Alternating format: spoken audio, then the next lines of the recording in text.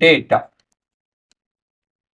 Data ಅಂತ ಹೇಳಿದ್ರೆ ಏನು, ಅದನ್ನ ಅರ್ಥ ಮಾಡ್ಕೊಳ್ಳೋದಕ್ಕೆ ಒಂದು ಸಿನಾರಿಯೋ ತಗೊಂಡು, ಒಂದು ಎಳ್ನೀರು ಮಾರೋ ಅಂತ ಕಂಪನಿ ಇದೆ.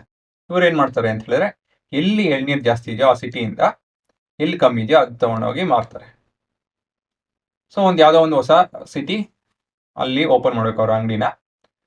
ಸೊ ಅದಕ್ಕೆ ಎಷ್ಟು ಎಳ್ನೀರು ಕುಡಿತಾರೆ ಜನ, ಅಲ್ಲಿ ಹೇಗೆ ಕುಡಿತಾರೆ, ಯಾವ ತಿಂಗಳಲ್ಲಿ ಕುಡಿತಾರೆ, ಬಿಸಿಲು ಕಾಲದಲ್ಲಿ ಎಷ್ಟು ಕುಡಿತಾರೆ, ಚಳಿಗಾಲದಲ್ಲಿ ಕುಡಿತಾರೋ ಇಲ್ವೋ, ಯಾಕಂದ್ರೆ ತುಂಬಾ ಥಂಡಿ ಹೋಗುತ್ತೆ.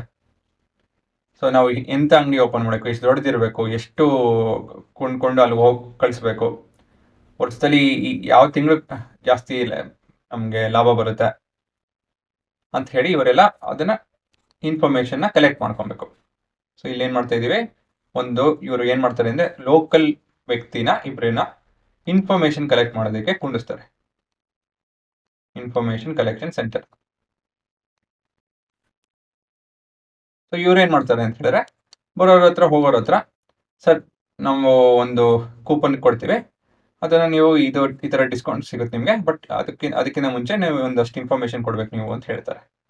ಸೊ ಎಂತ ಇನ್ಫಾರ್ಮೇಶನ್ ಇಸ್ಕೊಂತಾರೆ ಹೇಳಿ ನೀವೇ ನೋಡೋಣ, ಏನೇನು ಇನ್ಫಾರ್ಮೇಶನ್ ಇಸ್ಕೊಬೋದು ಅಂತ ಹೇಳಿ.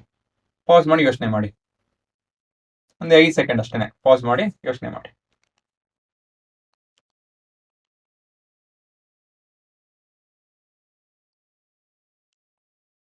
ಮಾಡಿದ್ರಾ?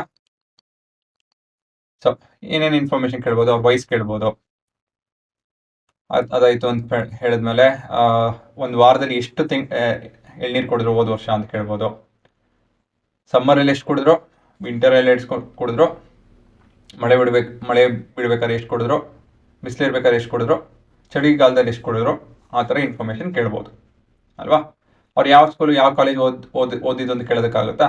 ಕೇಳಿದ್ರು ಉಪಯೋಗನ? ಅದು ಇನ್ಫಾರ್ಮೇಶನ್ನೇ, ಪ್ರತಿಯೊಂದು ವಿಷಯನೂ ಇನ್ಫಾರ್ಮೇಶನ್ನೇ. ಆದರೆ ನಮ್ಗೆ ಯಾವ್ದು ಉಪಯೋಗ ಬರುತ್ತೋ ಅದಕ್ಕೆ ಯೂಸ್ಫುಲ್ ಇನ್ಫಾರ್ಮೇಶನ್ ಅಂತ ಹೇಳ್ತೀವಿ ಅಲ್ವಾ.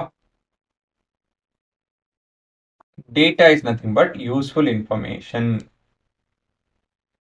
ಸರಿನಾ? ಇವ್ರು ಏನೇನೋ ಇನ್ಫಾರ್ಮೇಶನ್ ಕಲೆಕ್ಟ್ ಮಾಡೋದಲ್ಲ, ಡೇಟಾ ಕಲೆಕ್ಟ್ ಮಾಡಬೇಕು ಅಂತ ಹೇಳಿದ್ರೆ ಏನೋ, ಕಂಪನಿಗೆ ಯಾವುದು ಉಪಯೋಗ ಬರುತ್ತೋ, ಒಂದು ಗೌರ್ಮೆಂಟ್ ಯಾವುದು ಉಪಯೋಗ ಬರುತ್ತೋ, ಒಂದು ಆರ್ಗನೈಸೇಷನ್ಗೆ ಯಾವುದು ಉಪಯೋಗ ಬರುತ್ತೋ ಅಂತ ಡೇಟಾ ಕಲೆಕ್ಟ್ ಮಾಡೋದು ಇದೆಯಲ್ಲ, ಅದು ಯೂಸ್ಫುಲ್ ಇನ್ಫಾರ್ಮೇಶನ್ ಅಂತ ಹೇಳ್ತೀವಿ. So data collection is nothing but collection of useful information. ಸರಿನಾ? ಸೊ ನೀವು ಇನ್ಫಾರ್ಮೇಶನ್ ಕಲೆಕ್ಟ್ ಮಾಡ್ತೀರಾ ನೋಡಿ, ಕಲೆಕ್ಷನ್ ಮಾಡಾದ್ಮೇಲೆ ಅದನ್ನ ಎಲ್ಲ ಒಟ್ಟಿಗೆ ಒಂದ್ ಕಡೆ ಹಾಕ್ತೀರಾ. ಮೊದಲನೇ ವ್ಯಕ್ತಿ 5 ಎಳ್ನೀರು ಕೊಡಿದ್ರು, ಎರಡನೇವರು 2, ಮೂರನೇವರು 1, ಈ ತರ ಲಿಸ್ಟ್. ಸುಮ್ಮನೆ ಹಿಂಗೆ ಎಲ್ಲ ಒಂಥರ ನಂಬರ್ಗಳು ನೋಡ್ತೀರಾ. ಜಿಬ್ರಿಶ್ ಅಂತ ಹೇಳಿ, ಜಿಬ್ರಿಶ್ ಅಂದ್ರೆ ಸುಮ್ಮನೆ ಏನೇನೋ ನಂಬರ್ಗಳು, ಒಂದು ಹುಚ್ಚುಚ್ಚಂಗೆ ಏನೇನೋ ನಂಬರ್ ಕಾಣುತ್ತಿದ್ದು ಅಲ್ವಾ. ಸೊ ಬಟ್ ಅಫ್ಕೋರ್ಸ್ ಕರೆಕ್ಟಾಗಿ ಯಾರನ್ನ ಎಕ್ಸ್ಪ್ಲೈನ್ ಮಾಡ್ತು ಅಂದ್ರೆ ಇದು ಅಂತ ಹೇಳಿ ಅದು ಯೂಸ್ಫುಲ್ ಇನ್ಫಾರ್ಮೇಶನ್ ಆಗುತ್ತೆ. ಸೊ ಈ ತರ ಡೇಟಾ ನೀವು ಸುಮ್ಮನೆ ಹಿಂಗೆ ರ್ಯಾಂಡಮ್ ಅಲ್ಲ, ಈ ತರ ಕಲೆಕ್ಟ್ ಮಾಡಿ ಈ ತರ ಇಡ್ತೀರಲ್ಲ, ಇದಕ್ಕೆ ರಾ ಡೇಟಾ ಅಂತ ಹೇಳ್ತೀವಿ.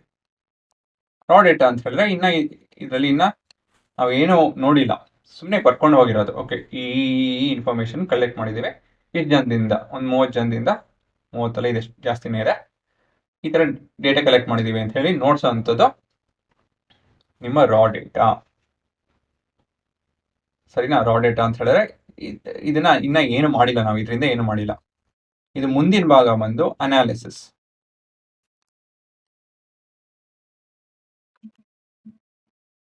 ಸರಿನಾ? ಇದನ್ನ ಅನಲೈಸ್ ಮಾಡೋದು ಅಂತ ಹೇಳಿ ನೋಡಿದಾಗ,